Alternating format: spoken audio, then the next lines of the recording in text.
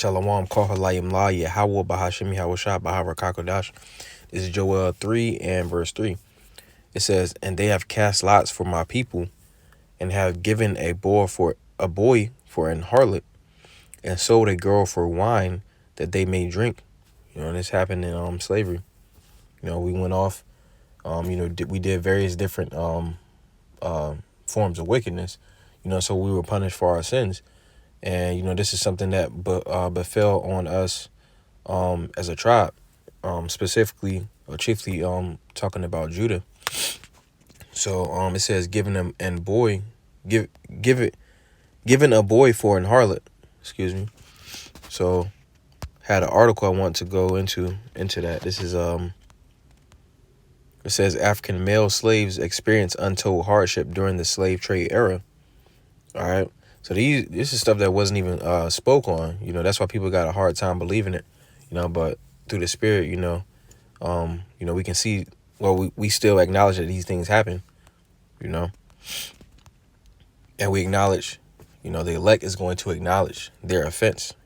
While we were placing this into this predicament because of our sins. It says.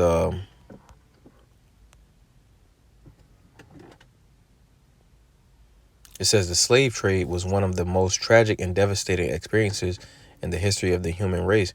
During that time, so-called black slaves experienced severe forms of physical, mental, and sexual abuse, going back to the curses. It says apart from the hard labor they engaged in, there was a complete lack of regard of their basic rights as humans.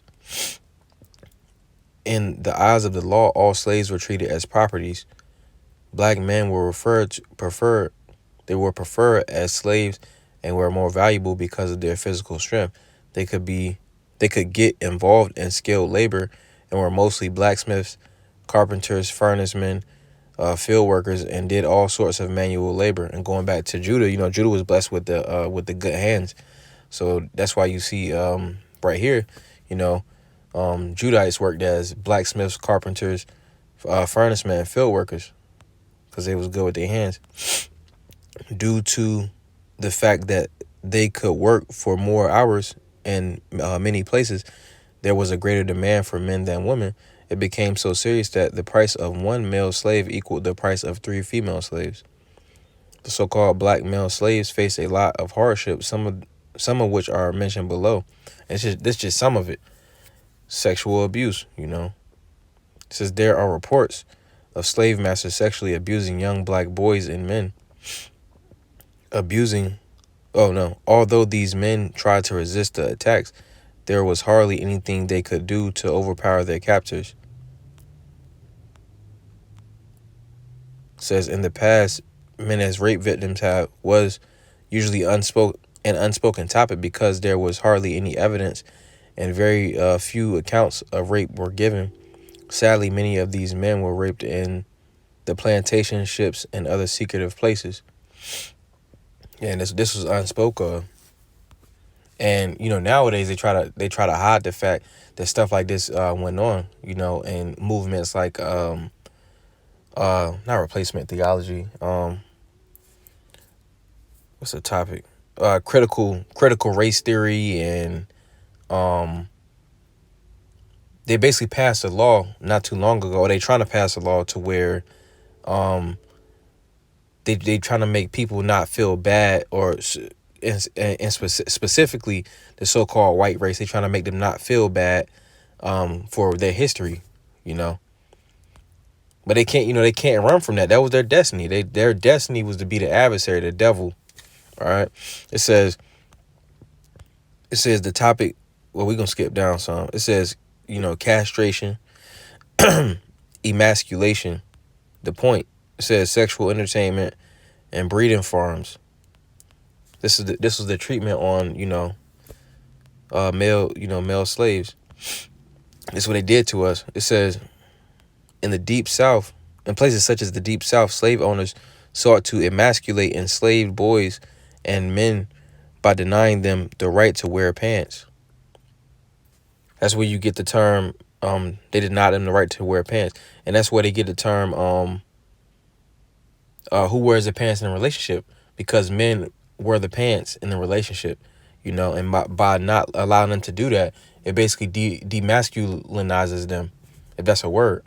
It basically makes them effeminate. All right.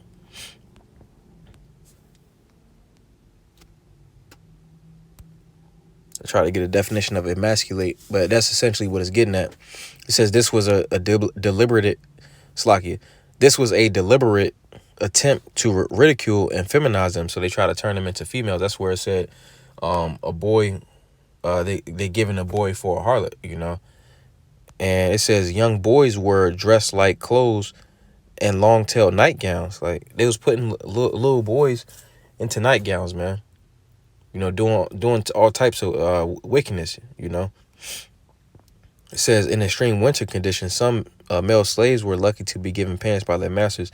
This cruel strategy was also adopted in the plantations. All right, that's where the boy was given for an harlot. And all five of these categories are just going into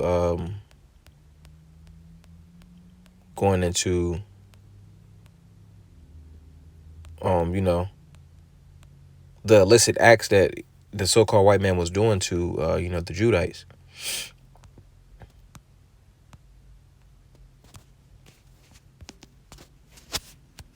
And it said, verse 3, and sold a girl for wine that they may drink. And they was actually doing this. I got another article. This is something like French or something. It says the rise of slave trading and of an Atlantic Creole drinking culture at Benguela. Benguela. It says the use of liquor to attract followers. Slovakia.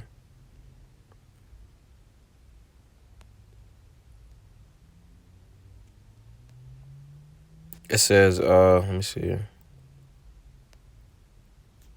The use of liquor to attract followers from one's immediate group may have fed into the existing slave trade. The acknowledged economic connection between the liquor trade and the slave trade had important socio-political and spiritual dimensions. An Asante aristocrat or wealthy trader bought slaves among peoples he considered peripheral in the northern markets.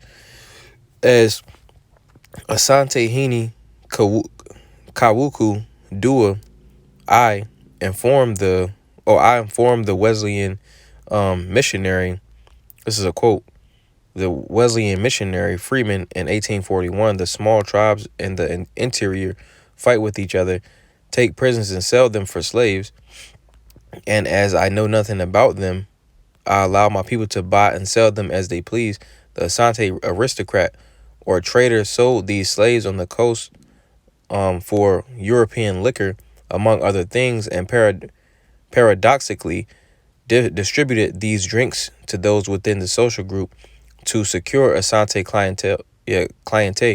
The choice of liquor was crucial, for it bound recipients socially and spiritually to its giver. It was a complex manipulation of the concept of wealth and people. Akayim Pong, 1996, A 42 to 43 looks like a some type of page or something, or it's cited. It's cited work. All right, but it's going to the point. It says the Asante aristocrat or trader sold these slaves on the coast for European liquor. So that's where they got the this is what Joel 3:3 is referring to. And it doesn't specifically say women, but it's more women than men in this world. All right. So that's how they Esau and the rest of these heathen, they sold a girl for wine. All right. So, hey, Lord willing, that was edifying. Call her Laim La Yahweh Bahashim Yahweh Shah Bahashim Kakdash. Shalom.